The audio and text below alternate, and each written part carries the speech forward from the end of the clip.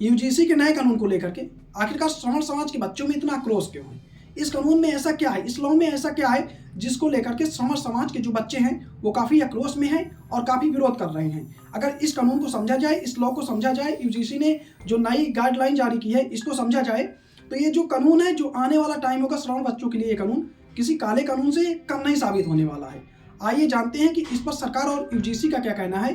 किस नज़रिए से उन्होंने इस नए कानून को लागू किया है। तो यूजीसी और गवर्नमेंट का कहना है, मोदी सरकार का कहना है, यूजीसी का कहना है कि ये जो नया यूजीसी का कानून है ये इक्वलिटी के लिए है और ये यूजीसी जो नई गाइडलाइन जारी किया है उसको लेकर के कह रहे हैं कि ये काफ़ी ज़रूरी था यूनिवर्सिटी और कॉलेजों में। इसके पीछे वो कह रहे हैं कि हर छात्र को समान इक्वलिटी मिलनी चाहिए, सम्मान मिलना चाहिए, पढ़ने का अधिकार मिलना चाहिए और इसके लिए वो कह रहे हैं कि सख्त कानून ज़रूरी था। पर सरकार का जो कहना है उससे मैं सहमत नहीं हूँ। इसलिए नहीं हूँ कि ठीक है, सबको इक्वलिटी मिलना चाहिए, इस बात से मैं सहमत हूँ, सबको समानता मिलनी चाहिए, कोई किसी पर अत्याचार नहीं करना चाहिए। बट आप एक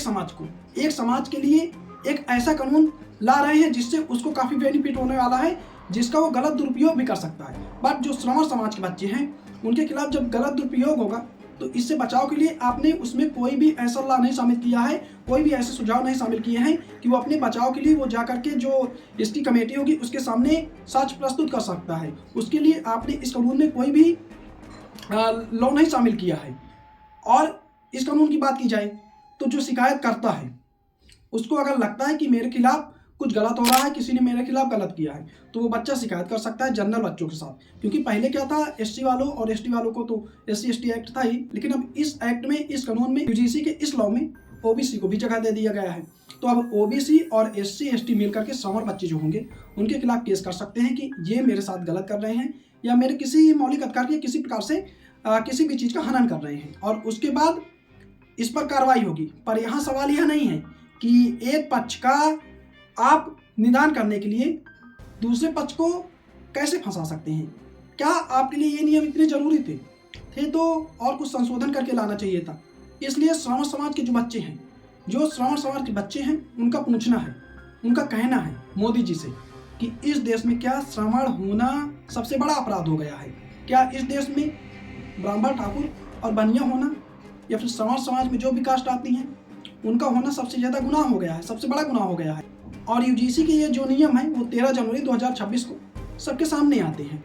और इसको लेकर के सरकार का जो पक्ष है और यूजीसी का पक्ष है, तो सरकार और यूजीसी का कहना है कि जो पुराने नियम थे वो काम नहीं कर रहे थे, उससे कोई ज़्यादा फर्क नहीं पड़ रहा था, इसलिए हमको नए नियम को लाना पड़ा और उस नियम को लागू करना पड़ा। तो आइए समझते हैं नियम क्या है,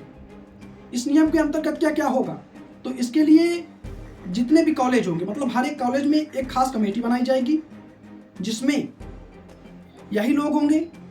अगर किसी बच्चे को लगता है कि उसके साथ कोई श्रमण समाज का बच्चा गलत कर रहा है, मतलब SC ST और OBC वाले जो बच्चे हैं, अगर उनको लगता है कि श्रमण समाज के जो बच्चे हैं उनके साथ गलत कर रहे हैं, तो फिर वो उनके खिलाफ शिकायत कर सकते हैं। और शिकायत का जो माध्यम है वो ऑनलाइन होगा, ऑफलाइन होगा, मतलब वो ऑनलाइन और ऑफलाइन दोनों तरीके से शिकायत कर सकते हैं।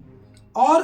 कॉलेज को 15 से 30 दिन के अंदर इस जो पूरा प्रोसेस होगा 15 से 30 दिन का होगा और इसके अंदर कॉलेज को इस समस्या का निदान करना होगा, इस शिकायत का पूरा निस्तारण करना होगा। जो पुराने नियम थे, तो पुराने नियम क्या थे उस पर थोड़ी बात कर लेते हैं। पुराने नियम 2012 वाले थे, उसमें क्या था, उसमें नियम में यह था कि अगर शिकायतकर्ता ने शिकायत की है और जांच होती है, कमेटी जांच करती है और उसके बाद शिकायतकर्ता की जो शिकायत है वो गलत पाई जाती है, तो जिसने शिकायत किया है उसके खिलाफ भी कार्रवाई की जाएगी। लेकिन जब अब फिर से यूजीसी ने इस नियम को चेंज किया है, एक्सचेंज किया है और इसमें कुछ और ऐड किया है, मतलब पूरी तरह से बदल ही दिया 2026 में, तब यूजीसी के नए नियम क्या कहते हैं इस पर बात की जाए तो यूजीसी के 2026 के जो नए नियम होंगे जो लागू हो चुके हैं उन पर अगर देखा जाए तो यूजीसी के जो नए नियम होंगे उनकी बात की जाए तो अब जो शिकायतकर्ता होगा, जिस बच्चे के खिलाफ वो शिकायत करेगा, तो शिकायतकर्ता की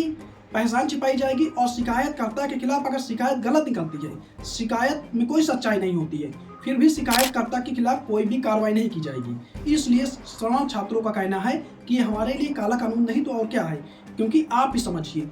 अगर कोई शिकायत कर रहा है किसी श्रमण बच्चे के खिलाफ और फिर वो शिकायत गलत निकलती है, आप उसके खिलाफ कार्रवाई भी नहीं करेंगे, तो ऐसे में जो झूठे केस होंगे उनकी कहीं ना कहीं कतार जो होगी वो बड़ी होगी और कोई भी किसी के खिलाफ शिकायत कर सकता है, क्योंकि उसे पता होगा शिकायत करने के बाद भी मेरे खिलाफ कुछ नहीं होने वाला है मुझे कुछ नहीं होगा। बट पुराने नियम में ऐसा नहीं था और इस नियम में ये है और इसीलिए श्रवण बच्चे कहीं ना कहीं डर रहे हैं। इसीलिए श्रवण बच्चे जो हैं, श्रवण छात्र जो हैं और जो उनके गार्जियन हैं वो सड़क में आकर के, कॉलेज में आकर के इसका विरोध कर रहे हैं। और अगर इसमें आगे बात की जाए तो इसमें एक स्क्वाड बनाया जाएगा जो कैंपस में और कॉलेज में घूमता रहेगा और वो देखेगा छात्रों के आसपास कि कैसा बर्ताव, कोई किसी के साथ गलत व्यवहार तो नहीं कर रहा है। बट इसमें कुछ खामियां तो हैं। अब वो छात्रों के पास जाएगा तो इससे छात्र जो हैं वो आपस में मजाक नहीं कर सकते। जो नया नियम होगा उसमें मतलब कोई किसी को कह भी नहीं सकता है कुछ, क्योंकि भाई साहब अगर अगले बच्चे को मजाक भी गलत लग गया, उसने शिकायत कर दी, तो जो श्रवण बच्चे हैं वो तो फंस जाएंगे, उनके खिलाफ शिकायत हो जाएगी। तो इससे काफ़ी असहजता बच्चों के बीच होने वाली है। और सबसे बड़ी बात यह है कि जो बच्चों के बीच इक्वालिटी थी, जो भाईचारा था यूनिवर्सिटी में, वो भी खराब होने वाला है। और सबसे बड़ी बात इसमें यह भी है कि अगर कोई श्रवण समाज का जो प्रोफेसर है वो क्लास ले रहा है और उसमें ST SC और OBC वाले बच्चों को वो कुछ कह देता है, मतलब डांट ही देता है और उनको वो बात बुरी लग जाती है, तो वो उसके खिलाफ शिकायत कर सकते हैं और उसके खिलाफ कार्रवाई हो जाएगी। तो जो प्रोफेसर होंगे वो भी कहीं ना कहीं कुछ बोलने से डरेंगे और इससे क्या प्रभाव पड़ेगा, जो पढ़ाई है वो काफ़ी बाधित होगी। और UGC ने इसमें आगे कहा है कि जो कॉलेज होंगे अगर वो 15 से 30 दिन के अंदर जो गाइडलाइन है उसमें शिकायत का निस्तारण नहीं करते हैं, सही तरीके से निस्तारण नहीं करते हैं, तो फिर उस कॉलेज की मान्यता भी रद्द हो सकती है और उनका फंड भी रोक दिया जाएगा। अब इसके निगेटिव पॉइंट क्या होंगे, तो इस नियम में सबसे बड़ा फॉल्ट यही है कि अगर किसी कॉलेज का फंड रोकने की बात करेंगे और उसकी मान्यता समाप्त करने की बात करेंगे, तो जो शिकायत करता होगा उसको खुश करने के लिए जिसके खिलाफ शिकायत की गई है उसको गलत तरीके से भी फंसाया जा सकता है, क्योंकि उनको अपनी कॉलेज की मान्यता और फंड बचाना है। तो ऐसे में श्रवण समाज क्यों ना इसका विरोध करे, श्रवण समाज के जो बच्चे हैं वो क्यों ना इसका विरोध करें, क्योंकि सबको अपना पद प्यारा है और जो प्रिंसिपल होंगे वो नहीं चाहेंगे कि हमारे कॉलेज का जो फंड है वो रुके या फिर हमारे कॉलेज की जो मान्यता है वो खत्म हो। अगर हम SC ST एक्ट की बात करें तो SC ST एक्ट के अंतर्गत 37 से 42% मतलब ऐसे केस हैं जो फर्जी तरीके से लगा करके श्रवण समाज को फंसाया जा रहा है, जिसमें अभी तक OBC भी शामिल था। लेकिन जो कॉलेज वाला ला है UGC की नई गाइडलाइन है, इसमें OBC भी श्रवण समाज के खिलाफ शिकायत दर्ज करा सकते हैं। तो आप बताइए इस पर विरोध क्यों नहीं होना चाहिए, और मेरे हिसाब से इसमें कुछ संशोधन होने चाहिए। हाँ ठीक है, आप कानून लाइए, इक्वालिटी होनी चाहिए, कोई किसी के साथ भेदभाव कॉलेज या यूनिवर्सिटी में नहीं करना चाहिए, किसी को भी नहीं करना चाहिए। बट इसमें ये होना चाहिए कि आप शिकायत करिए। अगर शिकायतकर्ता की जो शिकायत है उसमें कमेटी जो है जांच करे, निष्पक्ष जांच हो, उसमें हर समाज के जो प्रोफेसर हैं वो शामिल हों, या फिर एक उच्च स्तरीय कमेटी बनाई जाए, उसमें जो रिटायर्ड जज हैं हाई कोर्ट के उनको शामिल किया जाए और वो जाँच करें। अगर जाँच के बाद देखा जाए कि कोई गलत है तो उसके खिलाफ कार्रवाई की जाए, सख्त से सख्त कार्रवाई की जाए। लेकिन अगर जो शिकायत करता है उसने गलत शिकायत की है तो उसके खिलाफ भी कार्रवाई होनी चाहिए, जिससे ये होगा कि कोई भी किसी के खिलाफ, किसी छात्र के खिलाफ, कोई भी छात्र गलत तरीके से कार्रवाई नहीं करेगा। इसीलिए जो श्रवण समाज के बच्चे हैं वो इस कानून का, इस एक्ट का काफ़ी भारी तरीके से विरोध कर रहे हैं और विरोध होना भी चाहिए, क्योंकि इसमें संशोधन जरूरी है। मैं ये नहीं कहता हूँ कि इक्वालिटी गलत है, इक्वालिटी होनी चाहिए, कोई किसी के खिलाफ अत्याचार नहीं करना चाहिए यूनिवर्सिटी या कॉलेज में, बट कानून में संशोधन कीजिए सर। ये श्रवण समाज के जो बच्चे हैं उनके लिए किसी काले कानून से कम नहीं है, क्योंकि उनको कोई भी जो अदर बच्चा है वो गलत तरीके से, गलत भावना से अपने द्वेष भावना को निकालने के लिए उसे फंसा सकता है। तो मैं यही कहना चाहूँगा, एक बार सरकार और UGC से इस पर आप पुनः विचार कीजिए और इस पर संशोधन जरूर से जरूर कीजिए।